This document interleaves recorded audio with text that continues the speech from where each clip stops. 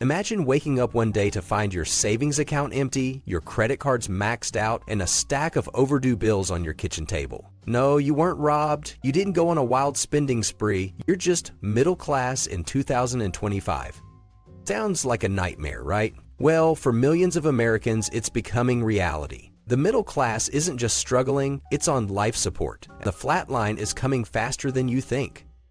You've probably heard the usual explanations. Millennials are killing the economy with their avocado toast. Everyone's just lazy these days. But what if I told you the real reasons are much more sinister and way more complicated? From selective recessions to psychological warfare, the assault on the middle class is unlike anything we've seen before. And if you think you're safe just because you have a decent job and a 401k, well, buckle up. You're in for a rude awakening.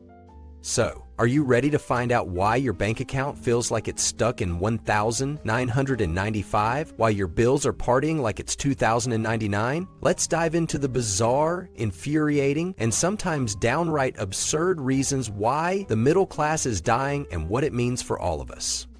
Today, we're performing an autopsy on the American dream. It ain't pretty, folks, but hey, at least you'll know why you can't afford that house with the white picket fence anymore. The first reason the middle class is dying? Stagnant wages. While the cost of everything from housing to healthcare has skyrocketed, wages for middle-income workers have barely budged. In fact, middle-income households saw the slowest wage gains during the pandemic recovery. Talk about adding insult to injury. But just how bad is it? Well, imagine running on a treadmill that keeps getting faster, but you're not allowed to speed up. That's basically what's happening to middle-class wages. According to recent data, while the overall economy has grown, the benefits haven't trickled down to the average worker. Let's break it down with some numbers. In 1,975, the average middle-class household income was around $50,000 in today's dollars. Fast forward to 2025 and it's, drumroll please, about $60,000. That's a measly 20% increase over 50 years. Meanwhile, the cost of living has more than doubled. It doesn't take a math genius to see that something doesn't add up. But wait, you might be thinking, surely this can't be happening to everyone, right? Well, you'd be correct, but not in the way you're hoping. Which brings us to our second point. The second nail in the coffin is what economists are calling a selective recession. Basically, while high-income professionals are still living it up, everyone else is feeling the squeeze. It's like the economy is playing a twisted game of musical chairs, and the middle class keeps losing seats.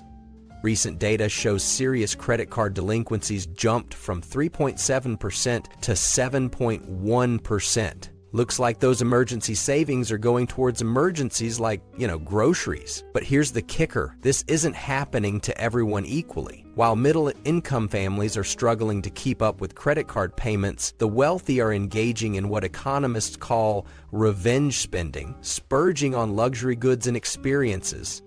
This begs the question, how can we be in a recession when some people are buying yachts like they're going out of style? Well, that's where the selective part comes in. It's not that the economy as a whole is tanking, it's that the benefits are increasingly going to a select few, while the rest of us are left fighting over the crumbs.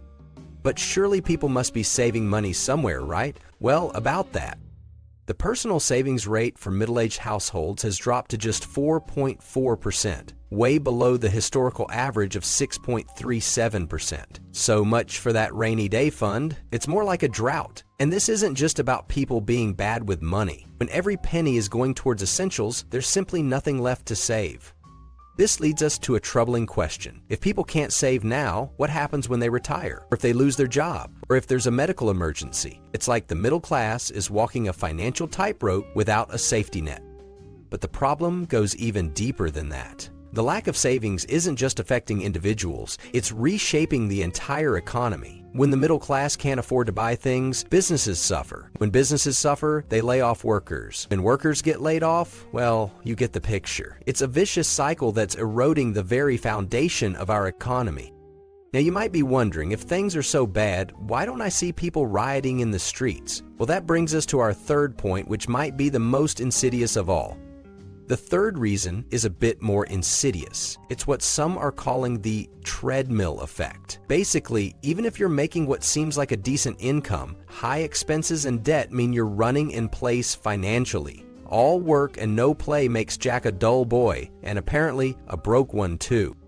Let's break this down. Say you're making $80,000 a year. Sounds pretty good, right? But then you factor in the $1,500 monthly student loan payment, the $2,000 rent for a modest apartment in a decent area, the $500 car payment, and don't even get me started on healthcare costs.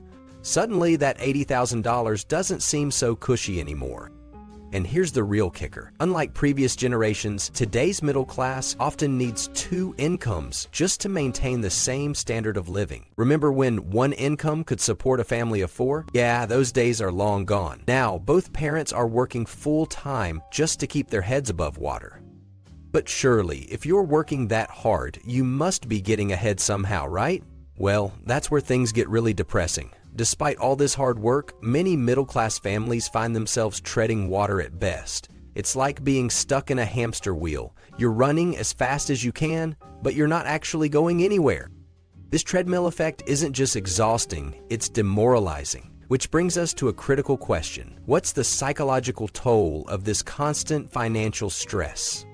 Well, it turns out it's pretty severe, and that's where our fourth point comes in.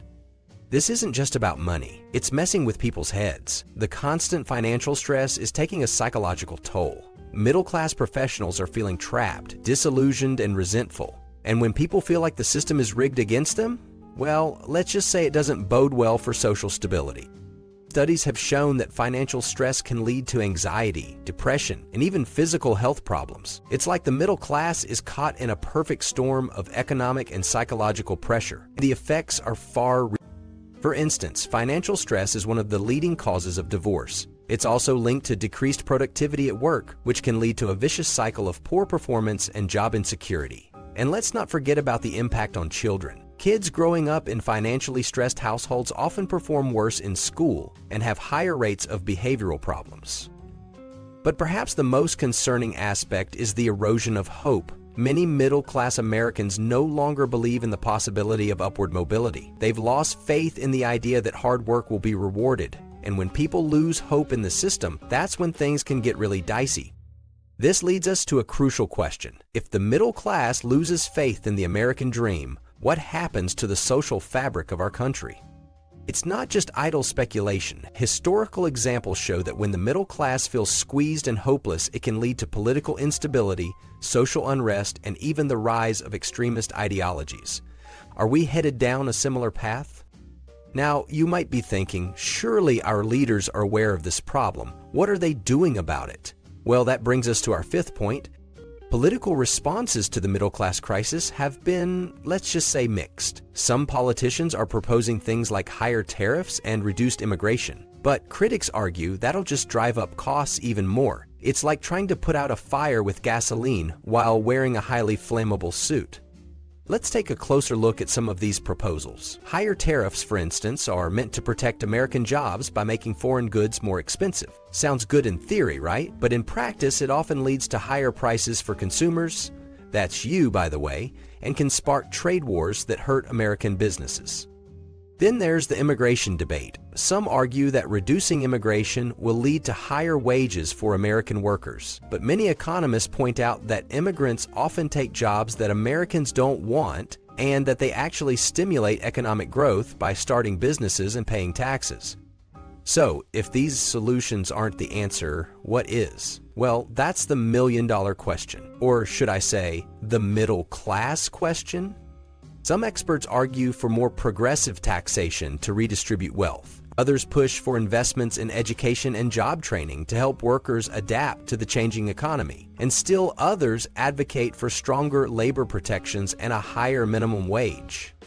But here's the thing, there's no silver bullet. The erosion of the middle class is a complex problem that's been decades in the making. It's going to take a multifaceted approach to solve it. And that brings us to our final point. The reality is, there's no easy fix. The middle class is caught between stagnant wages, rising costs, and an economic system that seems designed to keep them running on that financial treadmill. But that doesn't mean all hope is lost. In fact, understanding the problem is the first step towards solving it. So let's recap what we've learned. Wages have stagnated while the cost of living has skyrocketed. We're in a selective recession where the rich are getting richer while everyone else struggles. The treadmill effect is keeping the middle class running in place financially. The psychological toll of constant financial stress is severe and far-reaching. Political solutions so far have been inadequate or potentially counterproductive. But here's where it gets interesting. Despite all these challenges, there are pockets of hope and innovation emerging. Some communities are experimenting with new economic models, some businesses are prioritizing worker well-being over short-term profits, and some individuals are finding creative ways to thrive despite the odds. Take the rise of the gig economy, for instance. While it has its drawbacks, it's also providing new opportunities for people to supplement their income or even build entirely new careers. Or consider the growing minimalism movement, where people are choosing to prioritize experiences over material possessions. It's not a solution for everyone, but it's an example of how people are adapting to the new economic reality. Then there's the push for financial literacy education. More and more schools are incorporating personal finance into their curriculums, giving the next generation tools to navigate this complex economic landscape. It's not going to solve all our problems overnight, but it's a step in the right direction.